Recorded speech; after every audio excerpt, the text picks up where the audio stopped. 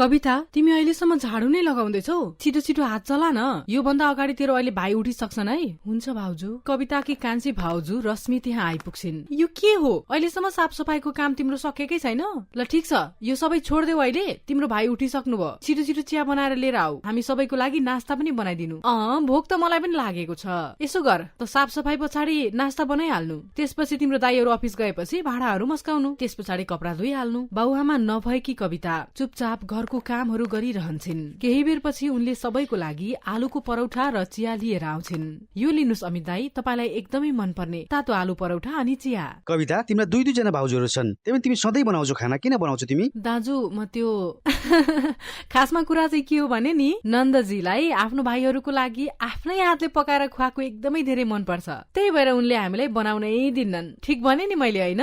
अनिता कवितालाई ठूलो आँखाले हेर्छिन्। हो दाजु, अनिता भाउजू एकदमै ठिकै भन्नुहुँदैछ। दुवै दाजुभाइ नास्ता गरिसकेपछि अफिस जान्छन्। फेरि दुवैजना भाउजूहरू पनि नास्ता गर्न बस्छन्। अन्तिममा कविता नास्ता गर्न बस्छिन्, त्यतिबेलै सानी भाउजू रश्मिले उनको कुर्सी तान्छिन्, जसका कारण कविता तल लड्छिन्। तेरो औकात छैन कुर्सीमा बसेर खानको लागि, लु तल बसेर खा।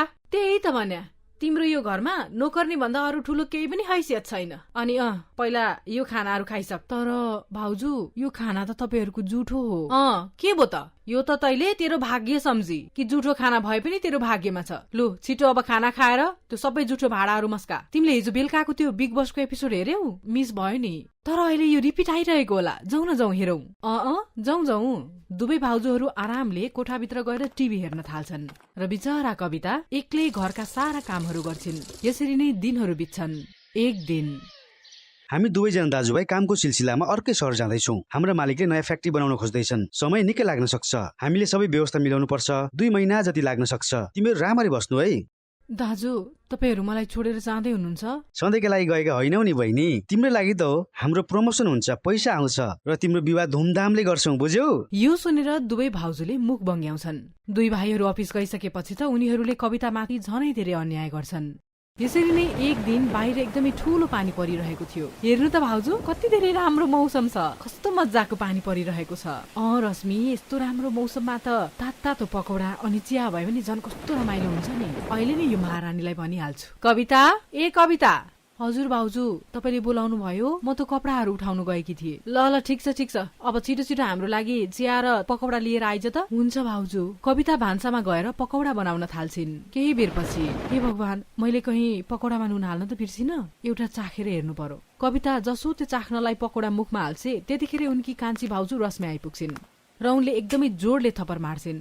अलच्छिनी, हामीलाई जुठो खुवाउँछस्? आज त तेरोमा अझ छाला निकाल्छु। यति भनेर रश्मिले उनलाई एकदमै पिट्छिन्। आवाज सुनेर अनिता त्यहाँ आउँछिन्। त्यति बेला डराएर कविता आफ्नी ठुली भाउजूको पछाडि लुक्छिन्। भाउजू मलाई बचाउनुहोस्। भयो रश्मि, यदि यो मरिन् भने हामीलाई त सारा उमेर जेलमा बिताउनु पर्छ नि। एउटा काम गरौँ न, यसलाई घरबाट निकाल्दिउँ। हाम्रा श्रीमानहरूले कमाएर ल्याएको पैसा यसलाई बिहे गरिदिएर सबै उडाउँछन्। साँच्ची, यो त मैले सोचेकै थिइनँ। यो कुरा त ठिक भन्नुभयो तपाईले। दुवै भाउजूहरूले बिचारी नन्दलाई घरबाट धक्का दिएर निकाल्दिन्छन्। ठूलो वर्षा भइरहेको थियो। भाउजू मलाई प्लिज घरबाट ननिकाल्नुहोस्। पानीमा आखिर म कहाँ जानु? तर उनीहरूले उनको सुनेनन् र उनलाई घरबाट निकाल्दिए। कविता लुक्ता लुक्दै एउटा ठूलो रुखमुनि गएर बस्छिन् र सारा रात त्यही रुखमुनि रुँदै बस्छिन्। यसरी नै भोलिपल्ट बिहान हुन्छ। कवितालाई एकदमै भोक लाग्न थाल्छ। एकदमै भोक लागेको छ। यो सोचेर कविता खाना खोज्नका लागि सडकतिर आइपुग्छिन्। ठेलामा गएर केही न केही माग्छिन्, तर कसैले पनि उनको मद्दत गर्दैनन्। केही बेर पछि उनी बुढो बाबाको ठेलामा पुग्छिन्, जो चाहिँ पकौडा बनाएर बेच्दै थिए। उनले त्यहाँ रुँदै भन्छिन्, बाबा म हिजोदेखि भोकै छु। मलाई एकदमै धेरै भोक लागेको छ। मलाई यो थोरै पकौडा दिनुस् न, मसँग पैसै छैन। त्यो बुढो मान्छेलाई कविताप्रति दया लाग्छ र उनले केही प्याजको पकौडा र चटनीको साथमा उनलाई खान दिन्छन्। कवितालाई पकौडा देखिसकेपछि उनलाई याद आउँछ कि त्यो पकौडाको पछाडि उनको भाउजूहरूले उनलाई कसरी घरबाट निकालेका थिए। के भयो छोरी, तिमी किन रुँदैछौ? भोक लागेको छ भन्थ्यौ, खायौ त? के भयो भन त, मलाई भन्दा हुन्छ। कविता रुँदै उनलाई सारा कुरा बताउँछिन्। तिमी जवान छौ हेर, यसरी सडक हिँड्नु ठिक होइन। अब मेरो घरमा हिँड, तिमी डराउनु पर्दैन। तिमी मेरो छोरी भएर बस्छ, मसँगै बस्छ छोरी। यसरी सडकमा घुम्नु ठिक होइन। यसरी नै केही दिन बित्छ। अब कविता त्यो बुढो बाबैको घरमा बसेर उनको खानपिन र स्वास्थ्यको हेरविचार गर्छिन्। तर एक दिन त्यो बुढो बाबैको स्वास्थ्य खराब भयो। त्यसकारण त्यही दिनदेखि उनले त्यो पकौडाको ठेला सम्हाल्न थालिन्। कविताले अब त्यो ठेलामा प्याजको साथसाथै पनिर, पालक, विभिन्न प्रकारका पकौडा बनाउन थालिन्, जसका कारण उनको ठेलामा ग्राहकहरूको भिड एकदमै बढ्न थाल्यो। एकदमै मान्छेको लाइन लाग्न थाल्छ। आउनुहोस् आउनुहोस्, तातो कोपी, पालक, पनिर, खोर्सानी, प्याजी, विभिन्न प्रकारका पकौडा खानुहोस्। त्यतिबेलै मौसम एकदमै राम्रो हुन्छ। को चाहिँ पकौडा खान मान्दैन र? ए पकौडा वाली पकौडा बनाऊ त, मिठो मिठो बनाऊ है, 20 रुपियाँको देऊ, अनि मलाई खोर्सानी वाला देऊ है, अचार पनि हाल। यसरी उनको ठेलामा ग्राहकहरूको भिड लाग्न थाल्छ र उनको पकौडा एकपल्ट जसले खायो त्यहाँ बारम्बार उनीहरू पुग्थे। भगवानको कृपाले मैले बनाएको पकौडा सबै ग्राहकहरूलाई एकदमै मन पर्यो। यदि मेरो पकौडाको व्यापार यसरी नै राम्रो चल्यो भने म कमाएर एउटा राम्रो पक्काको घर बनाउँछु। कविता एकदमै धेरै खुसी थिइन्। भोलिपल्ट उनले फेरि त्यहाँ आफ्नो ठेला लगाउँछिन्। तर एक दिन एकदमै ठूलो तुफान आउनुको कारण उनको ठेलाको छत उड्छ र पानी परेका कारण त्यो दिनको सबै पकौडाहरू भिजेर बिग्रिन्छ। सबै सकियो। यो पानीले त सबै थोक खराब गरिदियो। यो वर्षाले कविताको एकतर्फ रोजीरोटी खोसिरहेको थियो, अर्कोतर्फ उनकी दुईटी भाउजूहरूले पपकर्न र पिज्जा खाँदै यो मौसमको रमाइलो फाइदा उठाउँछन्। वाह वाह, कस्तो मिठो स्वाद छ यो पिज्जाको, अनि यो पपकर्नको त झन् भनी साध्य छैन। उता कविता रुँदै रुँदै आफ्नो झुपडीमा आउँछिन्, जहाँ पुरै झुपडीमा पानी पसेको हुन्छ। पुरै घरमा त बर्खाको पानीले भरिएछ। बाबा, म अहिले नै यो पानी सबै उठाएर बाहिर फ्याँक्दिहाल्छु। कविताले आफ्नो भाग्यप्रति रुँदै त्यो घरभरिको पानी फ्याँक्न थाल्छिन्।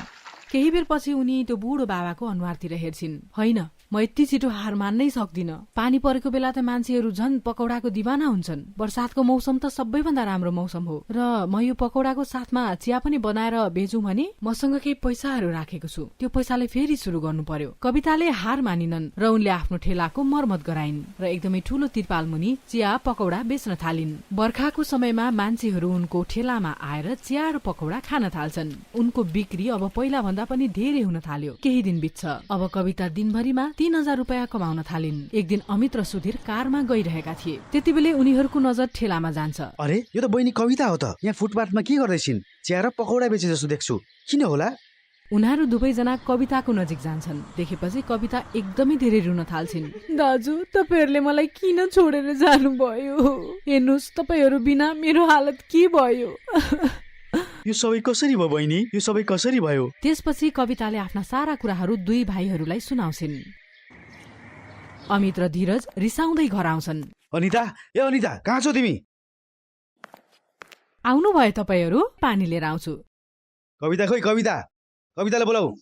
अब हामी चाहिँ तपाईलाई के नै बताउनु? उनले त हाम्रो नाक नै काटिन्। उनी त एउटा केटासँग भागिहालिन् नि। यो सुन्ने बित्तिकै अमितले अनिताको गालामा जोडले झपड हाने। ढाँचेस, लाज लाग्दैन? दुई भाइकी प्यारी बहिनी, तिम्रो कारणले उसले दर दर की ठोकर खाई, दुःख पाई। तिमीहरूले उसलाई अन्याय गर्यौ। तिमीहरू यो घरमा बस्न लायकका छैनौ। तिमीहरूलाई म यो घरबाट निकाल्न सक्छु। निक्लिहाल यो घरबाट। उनीहरू दुवै भाउजूहरूलाई आफ्नो गल्तीको महसुस हुन्छ र आफ्नो नन्दसँग माफी माग्छन्। त्यस पछाडि कविताले आफ्नो दुईटै भाउजूहरूलाई माफ गरिदिन्छन्। त्यस पछाडि ती बुढा बाबैलाई पनि उनले आफ्नो घर लिएर आउँछिन्। अब उनले आफ्नो पकौडाको बिजनेसलाई अझै अगाडि बढाउँछिन्। एउटा ठूलो रेस्टुरेन्ट खोलेर त्यहाँ चिया पकौडा बेच्दै धेरै पैसा कमाउँछिन्। शीतलको विवाह केही महिना अगाडि भएको थियो। शीतल एकजना मोडर्न केटी थिइन्। उनलाई चाउमिनहरू जस्ता खाजाहरू खान र खुवाउन एकदमै मन पर्थ्यो। बिहे पछाडि उनले बिहानको नास्ता र बेलुकाको खानामा पनि प्राय चाउमिन नै बनाउँथिन्। शीतलले एकदमै मिठो चाउमिन बनाउँथिन्, तर उनको सासू कलावतीलाई चाउमिन चाहिँ एकदमै मन पर्दैन थियो। शीतल बुहारी, खाना पाक्यो कि पाकेन? आमा, म ल्याइहाले। यो लिनुहोस्, मिठो मिठो तातो तातो चाउमिन। यो के बुहारी, तिमीले फेरि आज चाउमिन बनायौ? यो जहिले जहिले चाउमिन खाएर खाएर म त वाक्कै भइसके। अरे, मलाई त यो दाल भात र रोटी सागसब्जीहरू मात्रै मन पर्छ। तिम्रो ससुरा र म त यो चाउमिन यस्ता कुराहरू मन पराउँदैनौ। ओ कलावती, फेरि तिमी पनि छोड्देऊ। बुहारीले पकाइहालिन् त, त्यस्तो नभन न। खाऊ खाऊ, यता ल्याऊ बुहारी, म खान्छु। तिमीले पकाएको चाउमिन मलाई साह्रै मन पर्छ। ल्याऊ यता, खाऊ। यो लिनुहोस् बुबा, मैले तपाईँको लागि एक्स्ट्रा सब्जी हालेर ल्याएकी छु। शीतल, नास्तामा के बनायो? छिटो ल्याऊ त, मलाई ढिलो भइसकेछ अफिस जान। तिमीलाई छोड्नुपर्छ कि जान्छौ क्याबमा? रञ्जित, तिमीले बिर्स्यौ होला, मेरो त अफिसको 1 महिनाको छुट्टी अझै बाँकी छ नि। बिहेको लागि मैले 6 महिनाको छुट्टीको लागि एप्लिकेसन दिएकी थिएँ। मेरो त नेक्स्ट महिनाबाट जानु छ। ल ओके, मेरो छुट्टी सक्यो अनि त्यस्तै लाग्यो क्या मलाई। तिम्रो पनि सक्यो जस्तो लाग्यो क्या। यो ल्याऊ तिम्रो चाउमिन। फेरि चाउमिन पकायो? आमाले केही भन्नु भएन? भन्दै हुनुहुन्थ्यो, तर मैले अब दिइसके। अब के गर्नु, मोडर्न बुहारी छे, जहिल्यै चाउमिन बनाएर खुवाउँछिन् त हामीलाई खानै पर्छ। आजकलको यो मोडर्न बुहारीहरूको अलग्गै आनी बानी छ। शीतल सबै आफन्तकोमा घुमिसकेकी थिइन्, तर उनकी ठूली नन्द राधिकाकोमा भने जान बाँकी थियो। राधिका केही समयका लागि विदेश गएकी थिइन्। राधिकाको नन्द सोनियाको विदेशमा बिहे तय भएको थियो। त्यही भएर बिहेको तयारीका लागि विदेश गएका थिए। अब जब उनी विदेशबाट फर्किन्, फोन गरेर आफ्नो घरमा खाना खानको लागि बोलाइन्। ए हजुर, सुन्दै हुनुहुन्छ? राधिकाको फोन आएको थियो। विदेशबाट 2 दिन अगाडि नै फर्केकी रहेछे। उनले भन्दै थिइन् कि शीतललाई खाना खान बोलाउँछिन्, त्यही भएर हामी सबैलाई बोलाएकी छे। बुहारी, भोलि बेलुका जानु छ, केही राम्रो लुगा लगाउनु। आमा, तपाईले त्यो केही दिन अगाडि मलाई मेरो जन्मदिनको बेलामा त्यो रातो साडी दिनुभएको थियो नि, म सोच्दै थिएँ त्यही लगाऊ, त्यो एकदम राम्रो छ। पक्कै पनि, म त त्यो तिम्रै लागि स्पेशल रूपमा किनेर ल्याएकी थिएँ, त्यही लगाउनु। शीतल आफ्नो कोठाभित्र जान्छिन्। कलावती, तिमी जेसुकै भन, हाम्री बुहारी एकदमै ठिक छिन्। फगटमा तिमी उनलाई के भन्छौ?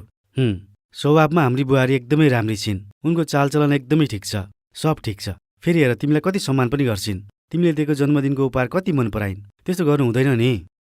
अरे, त्यसो त म पनि कहाँ रिसाउँछु र। त्यो त बस उनलाई यो चाउमिन खान र बनाउनुको यस्तो आदत छ। म त त्यसको लागि मात्रै रोक्छु, बाँकी उसँग मलाई त्यस्तो केही समस्या छैन। हो त ऊ मेरी बुहारी नै। साँच्ची, मैले भन्दै थिएँ राधिकाको घरमा लानको लागि फलफुलको टोकरी र एउटा ड्राइफ्रुटको प्याकेट तिमी लिएर आउनु। अब बिहे पछाडि शीतल उनको घरमा पहिलो पटक जाँदैछिन्, त्यही भएर हामी सबै खाली हात जान ठिक हुँदैन। आफ्नै छोरीको घर न हो। ल ठिक छ, भोलि साँझ जाने बेलामा किनौँला, हुँदैन? भोलिपल्ट बिहान शीतल आफ्नो परिवारका साथमा राधिकाको घरमा खाना खान पुग्छिन्। खानाका लागि बस्ने तयारी गरिरहेका थिए।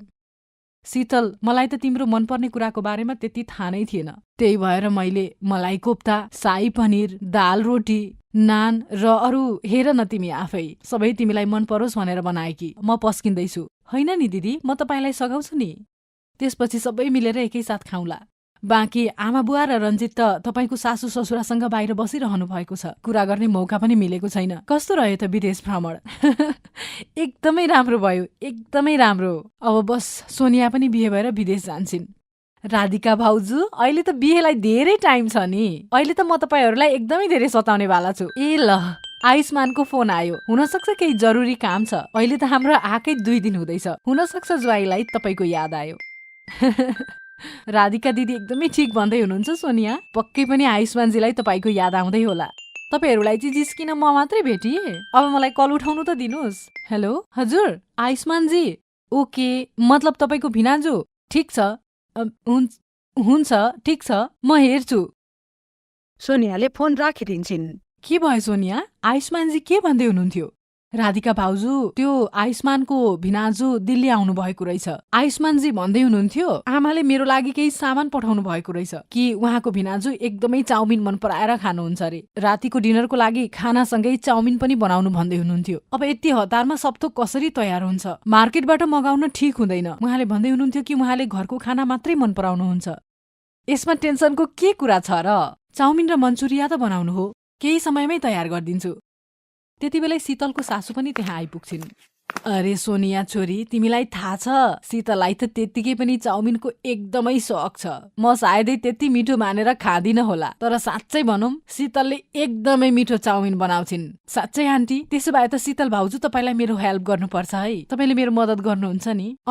तिमी टेन्सन नलेऊ, सबै तयार गरिदिन्छु म। यस्तो चाउमिन र मन्चुरियन बनाउँछु कि भिनाजुले औँला चाट्दै बस्नुहुन्छ। शीतल यस्ता खाजाहरू बनाउन एकदमै एक्सपर्ट थिइन्। उनले केही समयमा नै मिठो चाउमिन पकाएर मन्चुरियन पनि तयार गर्दिन्। आयुष्मानको भिनाजुलाई शीतलले बनाएको चाउमिन र मन्चुरियन एकदमै धेरै मिठो लाग्यो। उनले खानाको एकदमै तारिफ गरे। जब यो कुरा आयुष्मानलाई थाहा भयो, यस कुराबाट ऊ पनि धेरै खुसी भए। साँच्चै आज त मलाई तिमीले बनाएको चाउमिन एकदमै धेरै मिठो लाग्यो। आयुष्मानको भिनाजु कति धेरै खुसी भएर गए। कलावती, आज तिमी बुहारीको चाउमिनको तारिफ गर्दैछौ। आज घाम कताबाट उदाए? ल हेर त शीतलले कामै त्यस्तै राम्रो गरेकी छे त। बुहारी, म एकदमै खुसी छु। राधिका बुहारी, जाऊ चाउमिन र मन्चुरियन हामी सबैको लागि पनि पस्क। हामी पनि त खाएर हेरौं शीतलको हातको चाउमिन र मन्चुरियन। हुन्छ आमा, म अहिले नै लिएर आइहाले। धन्यवाद शीतल भाउजू। पुरै घरमा खुसीको माहौल बनिन्छ। शीतलको मुहारमा पनि खुसी थियो कि उनले बनाएको चाउमिन सबैलाई मन पर्यो।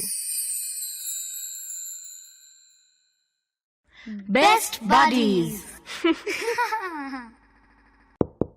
Hello friends. Thanks for watching this video. अगर आपको ये वीडियो पसंद आया है तो प्लीज लाइक, सब्सक्राइब, कमेंट्स करें इस वीडियो पर और हाँ, शेयर करना भी ना भूलें।